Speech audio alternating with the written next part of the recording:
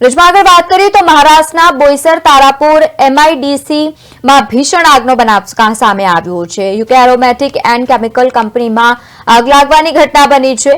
આગમાં કોઈ જાનહાનિના સમાચાર સામે નથી આવ્યા। અંધેરી પશ્ચિમ વિસ્તારમાં આગ લાગવાની ઘટના બની હતી।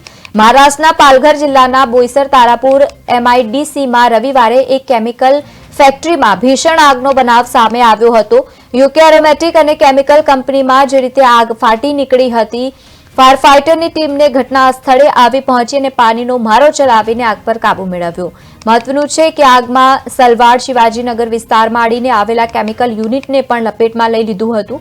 આ ઘટનામાં હજુ સુધી કોઈ જાનહાનિના સમાચાર સામે નથી આવ્યા। અધિકારીઓએ કહ્યું હતું કે આગથી તબાહી થયેલી યુકે એરોમેટિક એન્ડ કેમિકલ્સ ફેક્ટરીને કામદારોને પહેલા બહાર કાઢવામાં આવ્યું, જેથી મોટી દુર્ઘટના ટળી હતી। આગ લાગવાનું કારણ તાત્કાલિક જાણી શકાયું નથી, પરંતુ જે રીતે વિડીયો સામે આવ્યા છે, ભીષણ આગનો બનાવ આ બન્યો છે, જેમાં કોઈ જાનહાનિના સમાચાર સામે નથી આવ્યા।